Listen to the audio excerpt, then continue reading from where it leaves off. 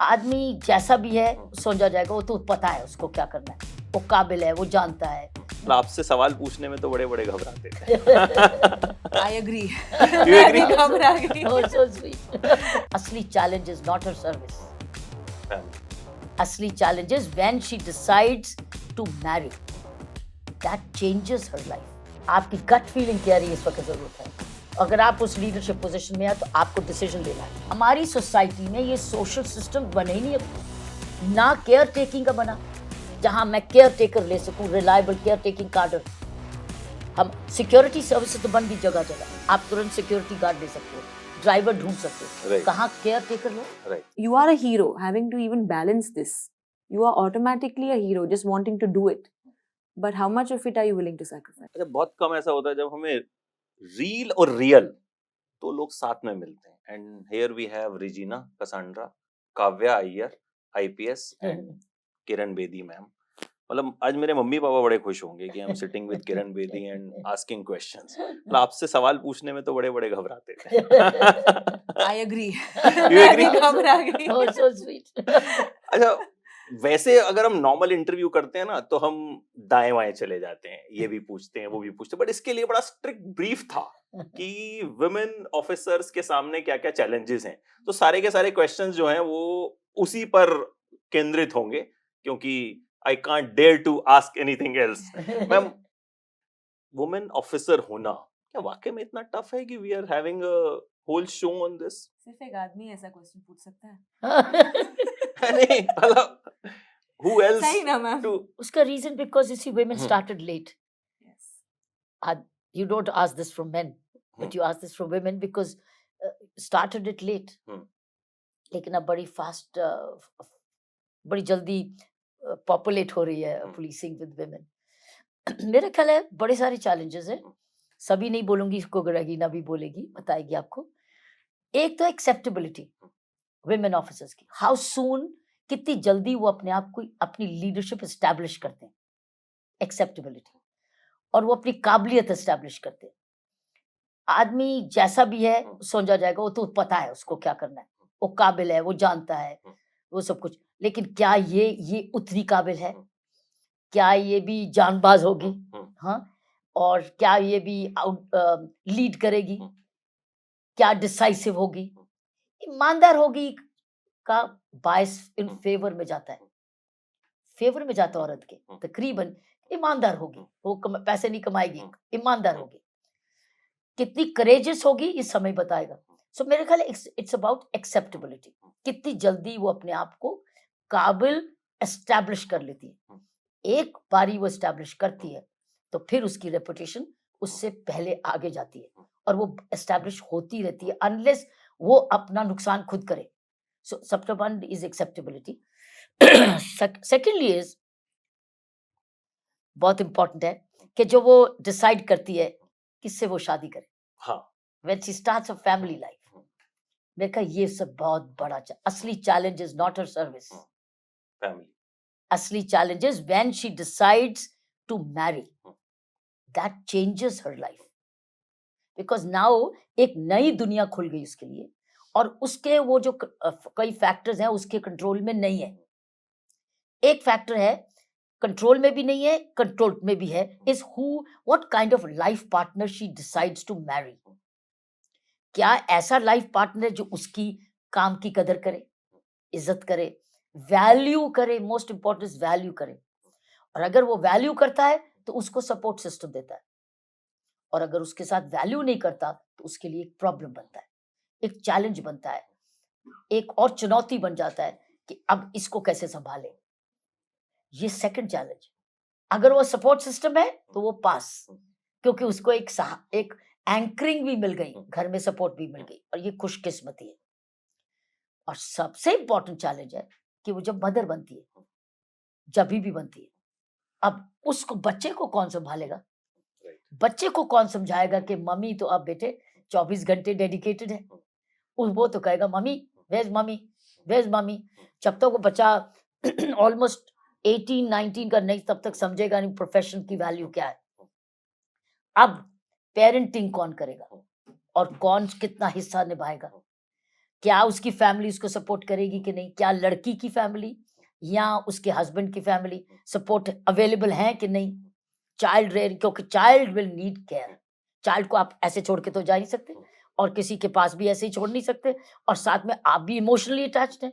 So two things change, I have always said, two M's changed a woman in the IPS or any woman in a profession. First is marriage, second is motherhood.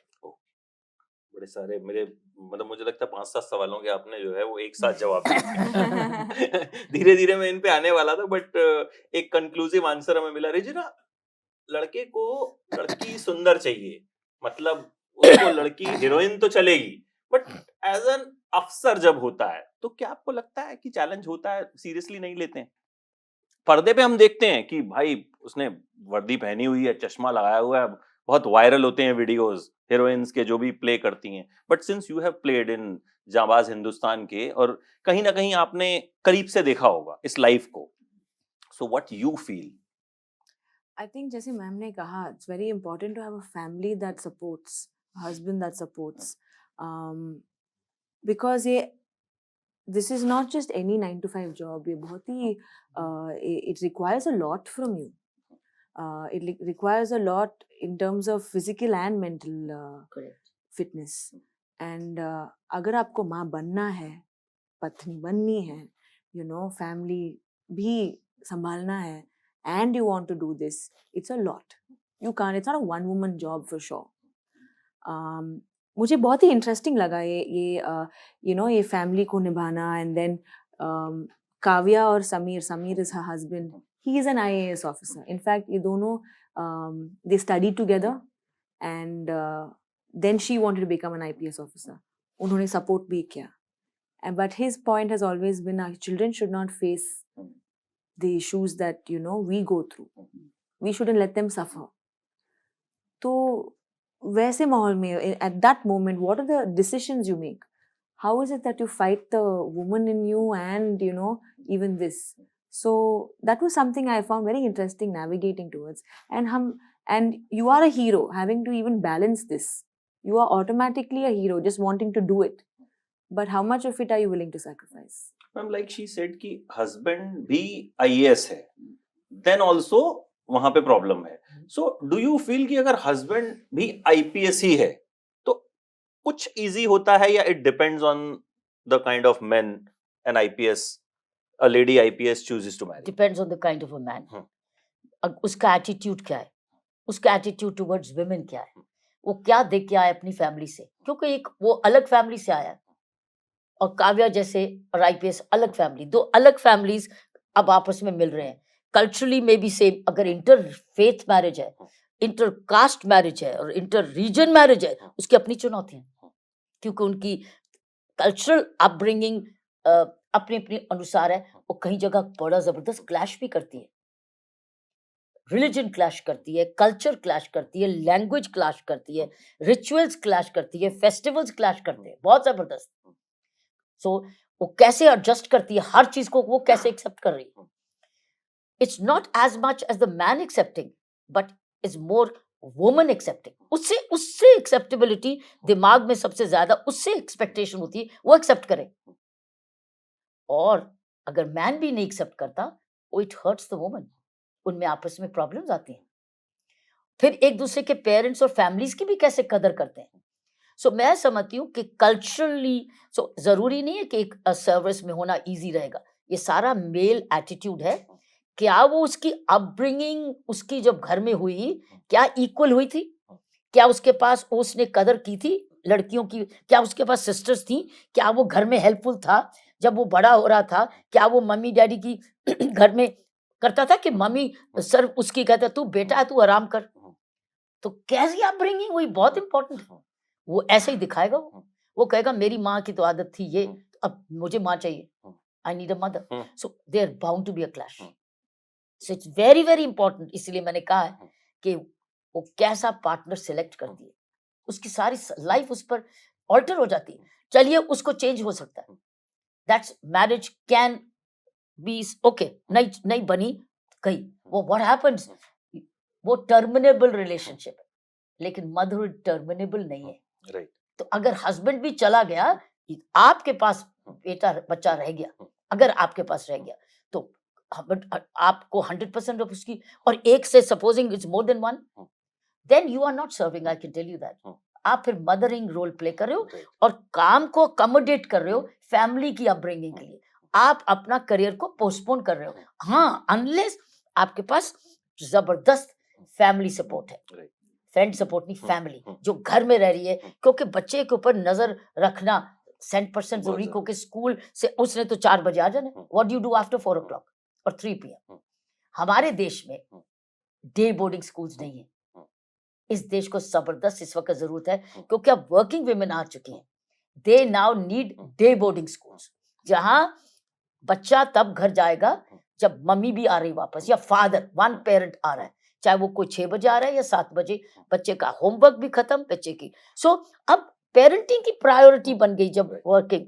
So I think वह stage हम उसको address अभी भी कर ही नहीं रहे, क्योंकि अभी आप IPS ऑफिसर की बात करें जिसका रोल इसने निभाया, there are many other professionals in the corporate women, वो क्या करेंगे? उनको भी ये चाहिए आज, वो ड्रॉप आउट करते हैं, वो उनको नहीं चाहिए सी सूट, वो डायरेक्टर बनना नहीं चाहती, वो चाहती है हमें लोअर रीडर, मुझे घर जाना है 7 बजे 6 बजे।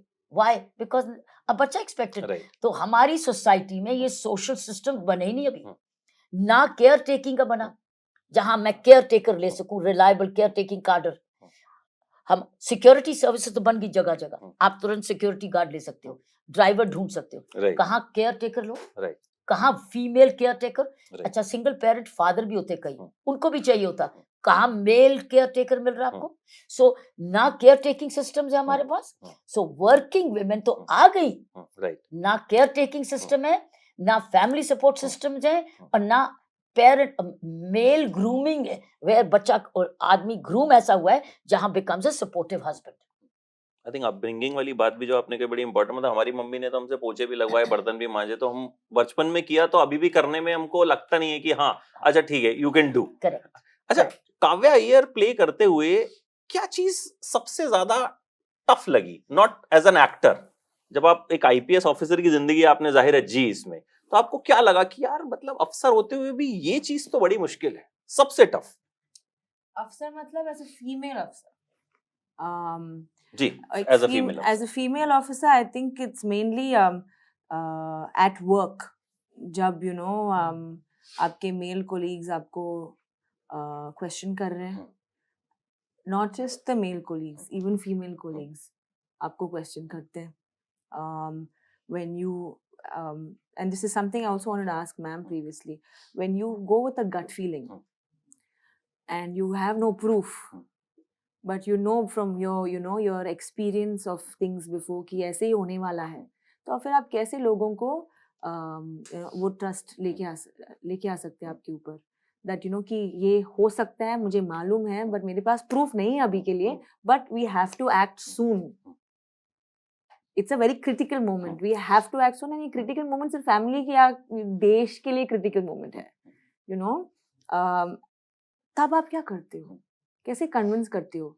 आप आउट ऑफ लाइन जाते हो, करते हो, फिर यू से ओके मैं ये सब बाद में देखते हैं, when I have to face the noise, फिर मैं फेस करूंगी, फिर आप कैसे, how do you make those split second decisions? वो मुझे बहुत टफ लगा, not as an actor, but putting myself in an IPS officer's shoes. Lastly and quickly, आपसे भी इसी पे रिएक्शन। उसके लिए इसका जवाब दूं, उससे पूछ रही is your risk taking capacity, यही है लीडरशिप का टेस्ट। आपकी गट फीलिंग क्या रही है इस वक्त जरूरत है, अगर आप उस लीडरशिप पोजीशन में है तो आपको डिसीजन लेना है, और कहीं कंसल्ट करना है, कहीं कोलैबोरेट करना है, और कहीं ऑर्डर देना है, ये है आपकी लीडरशिप। तो किसी सिचुएशन में आप ऑर्डर दोगे, जिम्मेवारी आपकी, कहीं एक्सप्लेन करोगे तो टीम वर्क हो जाएगा, ठीक है, सपोर्ट सिस्टम बन जाएगा, और कहीं तो आप रिसोर्स जनरेट करोगे। लेकिन अब आपकी लीडरशिप का टेस्ट है कि आप ऑर्डर देते हैं या कोलैबोरेटिवली टीम वर्क लेके जाते हैं। एंड आप लीडर हैं, आप ऑर्डर दे सकते हैं, and they can not defy your orders. So कई बारी आप कहेंगे ऑर्डर फायर फायर, वो कहेंगे you fire, otherwise you will be dealt with, right, you fire. So कई बारी don't fire, hold on, then they have to obey your orders. यहाँ पर आपकी female leadership आएगी, where you are decisive. You either order or you co-opt or you communicate. But the final decision और आपकी gut feeling ये कह रही है, you can go wrong, but your intention is not wrong. Yes. Therefore, you will be judged by your intention in the end. और हमारे काम में, पुलिसिंग काम में बहुत रिस्क एलिमेंट है, और रिस्क तो लेकर ही चलना है, नहीं तो आप आओगे क्यों? अगर आप रिस्क ओरिएंटेड नहीं है, तो रिस्क ओरिएंटेड इसीलिए हमको पहाड़ चढ़ाते हैं, फलाना कराते हैं, जंप्स कराते हैं, माउंटेनियरिंग पे ले जाते हैं. It's basically make us risk oriented, taking risks, adventure linked. So उस वक्त आपके जब मान लीजिए पोस्टमार्टम होता है उस इंसिडेंट का और यू डिड नॉट सक्सीड, होने दो, इंटेंशन आएगी, क्या होएगा? आपकी इंटेंशन डाउटफुल नहीं होना चाहिए. आपकी इंटेंशन उस सिचुएशन में मेडल लेने के लिए नहीं है. आपकी इंटेंशन थी टू सेव द कंट्री और save a situation. Take that risk, take that risk. यही तो फर्क है कावर्ड में और ब्रेवरी में. रिस्क, हालांकि ट्रेलर देख के मुझे लग रहा है बिल्कुल रिस्क लिया नहीं है आपने. Will be enjoying this series. Thank you so much. Lastly, ma'am से डर तो नहीं लगा? क्योंकि इनका बहुत डर है दिल्ली में, मतलब she has been in Delhi, तो मतलब कि हम लोग, मतलब दिल्ली वालों के लिए किरण बेदी, मतलब ठीक है. I am more in of of ma'am then हाँ नहीं, वो तो एक होता ही है, बट लगा कि कुछ ऐसा पूछ लूं या no, I feel safe in fact. Oh, maybe look आपको at लग रहा that, है, so मे बी Best आपको डर answer. लग रहा है. Thank you so much, ma'am. It was so lovely talking to you, and thanks, Regina. And hope Thank you, this series will do very well. और इसके season 2, 3, 4 फिर से आए, फिर से हमें आपसे बात करने का मौका मिले. Thanks a lot. Thank you.